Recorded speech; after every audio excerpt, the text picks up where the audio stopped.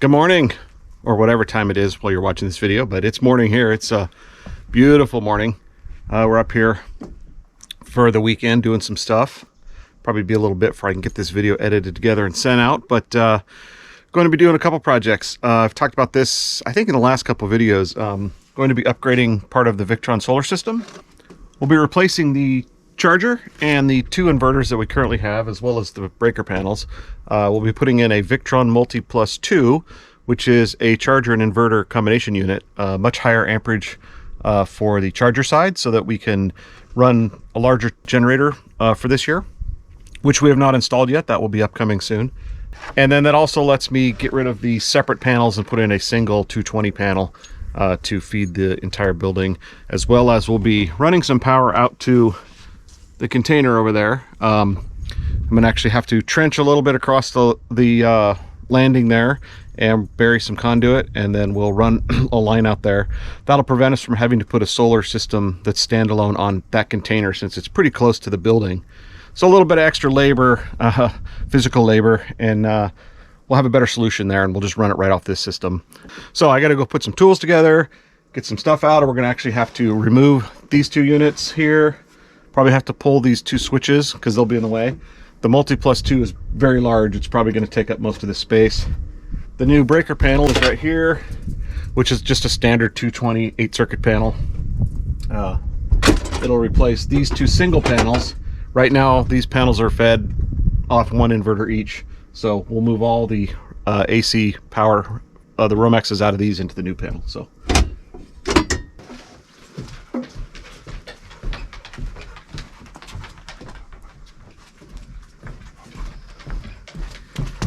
And of course, the most important thing when doing a morning project, coffee.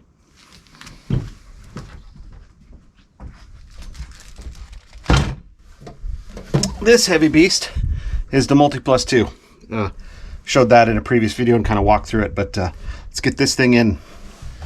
So one of the first things we got to do is shut down all the power. So I'm going to disconnect the batteries, disconnect the solar panels, so that everything in the building is shut off. I'm going to shut all the breakers off, shut the inverters off, basically power down everywhere I can. And then before we start wiring anything, we will actually physically disconnect the battery pack from everything, and we'll physically disconnect the solar panels from anything, since all of that stuff has live power on it. I want it isolated while I work on it. So we're going to do all that right now.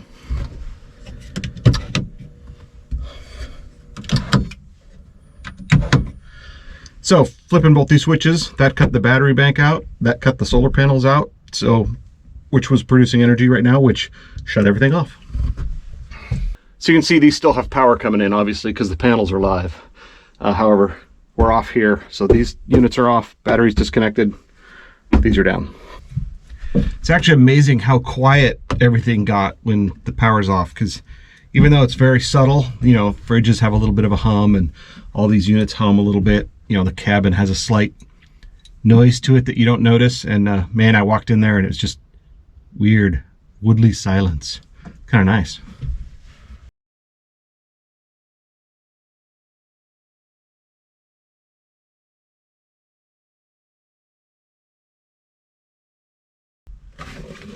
One down. This one's a little harder to get to. Wish this other half of the cabinet opened up. It was a thought I had originally, and I just never did it because it was a bunch more work at the time. Not always the way.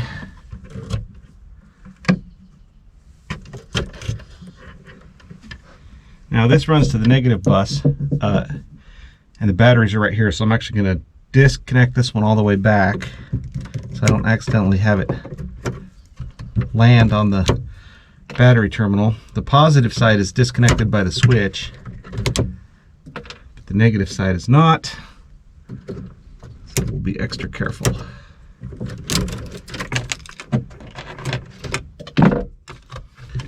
Also gives a chance to redo some of this wiring, as it kind of grew over time and hard to keep super tidy. Okay, disconnecting this one from the bus bar on the negative side disconnects the entire battery pack, because this is the shunt right here. So that is the only negative that's running.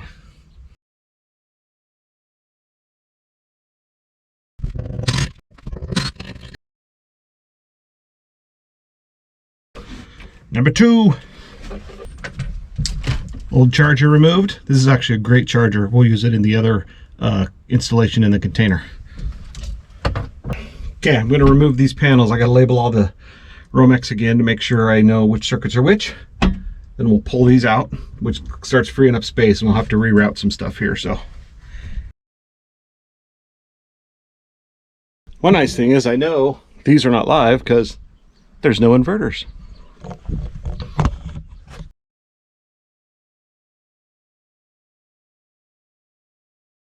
I'm not cutting any of these off because I need as much length as possible to get to the new panel. So I'm leaving everything cut as it was in the old panel, and I'll deal with it later as I put the new one in.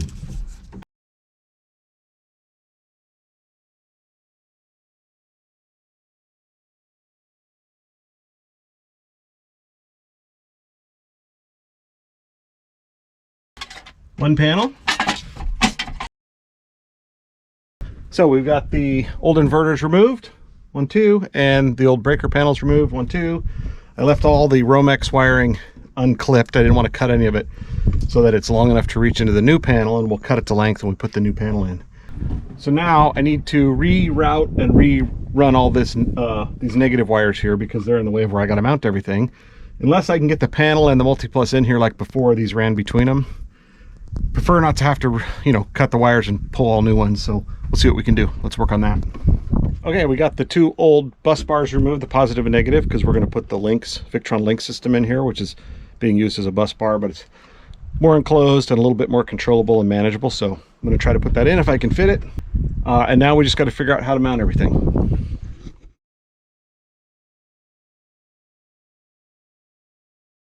So that big heavy Multiplus just hangs on this bracket, which is kind of handy, makes it easy to get in and out. So let's get this bracket in. Came with some giant big boy screws. I like that.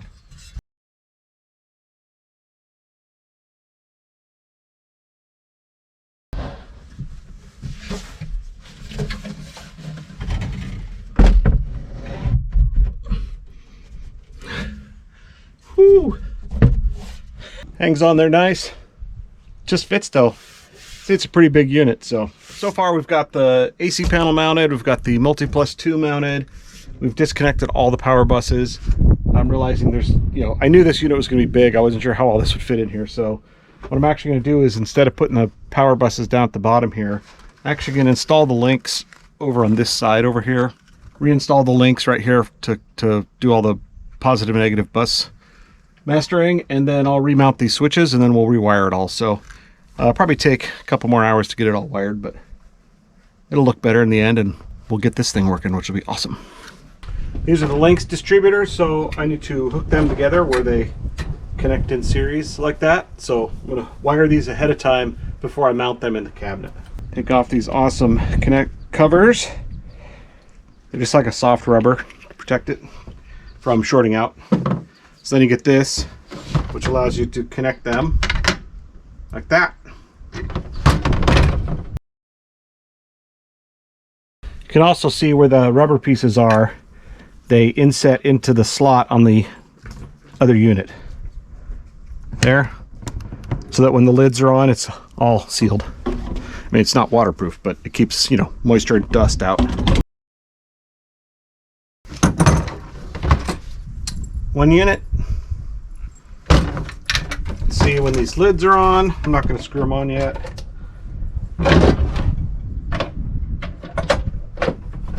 Let's see how they tighten up real nice like that. And you can keep connecting them. I don't know, I'm not sure how many you can put on, but it's probably quite a few. All right, let's mount this unit. It's going to go right here, but I got to remove this switch here.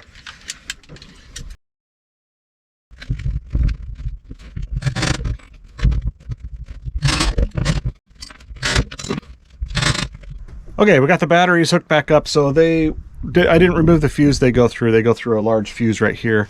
I put the switch back in line, and then they are wired now to the Lynx distribution blocks. So what I'm going to do is I'm going to fire up and check the voltage across the distribution block and make sure it's what it should be. Okay, let's see. Let's put the probes on there. And then when I flip the switch right here, we should see around 25 volts. And as you can see, 25 volts. So that looks good. So now that these blocks are connected, now I can start rewiring everything back into there to power it all back up. Once that's done, then I will start working on wiring this guy, and then we'll get the AC done. So moving right along. See if we can sneak in here. Coming along great. So I've got the, as I mentioned, the Lynx mounted here. We've got the 2 solar charge controllers wired back to their fuses into the Lynx. The Lynx does support the ability to have mega fuses inside it, which I don't have any. I need to get some. So I'm keeping my original fuses in for now, but at some point I will remove those and use the mega fuses inside the Lynx, because that'll be a lot cleaner and don't need these external fuses that way. So that is coming. But in the meantime, so I can get everything back up, I'm just going to wire straight through and use my external fuses. That's all rewired. I got a switch back on the... So this charge controller, the larger one running the most panels, has this combiner box, which I can shut the breaker off in there. This other charge controller is going to just the 2 panels, and it's the one that's going to be expanded on. So at the moment, it doesn't have a PV combiner box. It just goes straight to the panels. So I do hook a switch to it so I can disconnect it from the whole system if I need to. So right now, the DC plant, which runs all the 12 volt, so we have 24 volt system. This box here converts it down to 12. There's a battery protect device here that I had installed a while back. So if the voltage gets too low on the DC side, it will shut the DC system off. So that way, because the inverters will take care of that on the AC side, but on the DC side, if you had something running on 12 or 24 volts for a really long period of time and it was draining everything, that would protect the batteries by shutting everything off. It's never had to use it, but it's kind of handy. So I'm wiring that back in right now. The battery balancer is wired back in. So once I get the battery protect and the DC plant, 24 to 12 volt converter plant wired back in, then everything's back the way it was. And then I can start on actually replacing the inverter by wiring this box and getting the Romex into this panel and getting the AC done. So it's coming along really nice. Just thought I'd give you a quick update. It's kind of hard to shoot video while I'm doing things, and if I have any, I'll just speed it up for you, so you don't have to sit and watch me do everything over and over and cut wires and heat shrink things and, you know, fun stuff. Anyways, I'm having a good time, but weather's still holding. It's a little bit windy and, you know, a little breezy, but that's all right. It's still pretty warm out. So okay, back to work. So we got all the Lynx distributors wired up and hooked. I got the covers back on them, so you can see how they looks much nicer than exposed open bus bars that we had before. Everything else here is wired back up. I need to clean up the wiring, obviously. So I just started working on the Multiplus-II. I did get the 2-gauge wire from the battery in on the inverter and then over to the Lynx distribution block. So it actually powers up. I powered it up. I did hook up the Victron bus on it so that it's into the servo system so it can be monitored. It showed up. I need to configure it and stuff, but at least it showed up. It probably needs a firmware update too, but anyways, I made sure it worked, so I powered it back off. Now I'm going to wire the AC side of the inverter over to the panel. We'll test that. If that all looks good, then we'll put all the Romex AC wires back into the panel and fire it all up and see what happens. Got some sunshine! Yay! And lots of power going into the panels. Oh, it looks like the batteries are charged. I had like 3,000 or 4,000 watts going in there earlier, but batteries are charged. So I did let the chargers and batteries and everything get connected so they could, you know, charge up from the night before while I was working on the rest of it, because once this is shut off, I can work on the AC side without any worries. But the AC panel is done, so that is all wired. I got everything reached. I was a little worried about that, but everything reached. Actually, I had to cut most things a little bit shorter. Hopefully I don't have to move it again. And this is wired over to the panel. So everything's pretty much done. So I'm going to close up the AC side. I ran a test. Got 121 volts. Perfect. Everything's good. Fired this up, checked it. It's all good. So this has a panel on the bottom. I'm going to tighten up some of these lockdowns down here. Put that panel on, put that panel on, and then I'm going to clean up my mess. Fire up the AC side, see if everything works inside and the fridge comes back on and all that. And then after I clean up my mess, I'll come back and tidy up some of the wiring and we can look at what's done. So, all right, so that finishes up that project. We got the Lynx distributors installed. We got the new Multiplus-II installed, replacing the Phoenix inverters and the blue charger. New breaker panel. The only thing we didn't do was run this wire that's going over to the other container. It'll drop down out of the bottom of the cabinet, run under the house, but we'll get to that another day. Still have a little bit of wiring to clean up where the network PoE switches are that run all the cameras and the Wi-Fi stuff, and I haven't ever spent time to clean all that up. But outside of that mess, we'll get that cleaned up, and I probably put some of that inside some cable wrap or something. But so real quick walkthrough. The Victron Multiplus-II, this unit is a inverter and a charger, so this will take up to 70 amps from a generator or from any AC feed really, but we plan on putting a large generator in at some point here later this year. So I needed to upgrade the system so that it could take more amperage, because with our little generator we were limited by the charger we had. The charger could only do about 15 amps even though the generator could put out more than that. So it doesn't matter how big your generator is if your charger can't handle it. So this thing will take up to 70 amps, which is great. It was only about a couple times in the winter that would have been nice to have the generator. We weren't even here the one time it shut off. The whole system did power down when it hit. I can't remember what the voltage level was when it finally shut off. I have it programmed for that, and it was great. After another probably 24 hours or so, it got enough sun that it charged up, and it all came back on its own. So it all worked the way it was designed, but it'd be nice if it just didn't shut off at all. So the Servo GX, which is the controller for everything that puts everything out online and lets me control it remotely, has a whole bunch of relays and services in it, and one of those is it can remote start the generator. So once we get the generator in, we'll program this thing to start the generator after a certain number of or a certain percentage of battery loss or whatever, a certain level of voltage, whatever we decide to do there. The other thing we did with this unit, by putting this unit in, is we replaced the two inverters we had. We had one Phoenix inverter. It was 24 volt, 1200 watt in, and then when we built everything out, we decided to add a second one to kind of spread that load out a little bit. I don't think we ever really needed it, but it's hard to say. I had the circuit split up pretty nice, so kind of balanced out. But got rid of both of those units. I'll use them elsewhere. And then this one unit here is a 3000 VA, 24 volt, 70 amp charger. So we had these just generic bus bars. They're kind of used in vehicles and stuff from originally getting things up and running. And I didn't like them because they're kind of exposed, which on the negative side isn't too big of a deal, but on the positive side, I don't like having that much metal exposed, just waiting for an accident. So my plan was to change that out. I decided to just go with the Victron Lynx Distributor system. The nice thing about this is you can plug as many of these together as you want. I just did two. Looking at it, I probably only needed one, but then I'd be out of space, so I figured I'd get two in there. You can add a BMS and various other things to this. The one thing I do like about this that I didn't do today was all these fuses I have. These are Windy Nation. I really like these. These fuse blocks I have everywhere. Those can get replaced with the fuses inside this distribution box. So you can put the mega fuses inside this box, and it's built for it, and then take these out. So I do plan on doing that, which will simplify this all even more. And then you also get the benefit of when fuses blow, these things light up so you can see which one's blown. Battery balancer still installed, the same one we had before. I just rewired it back in, put the switch back in to power the batteries, disconnect the batteries from the system. So if I flip that switch, nothing can go in or out of the batteries.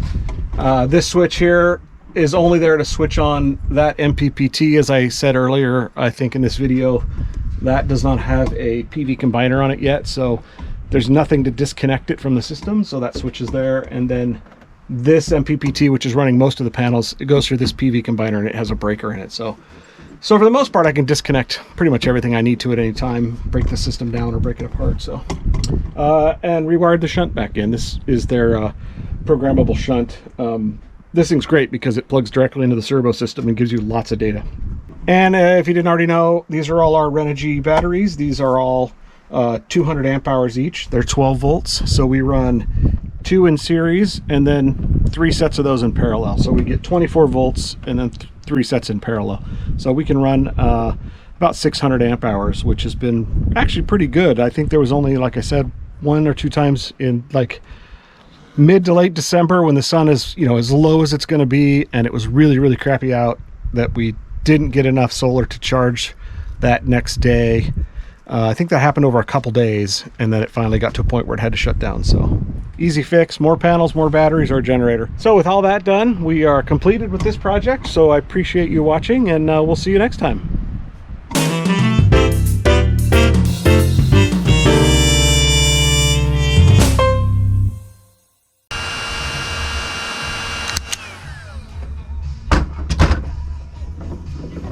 Mwah.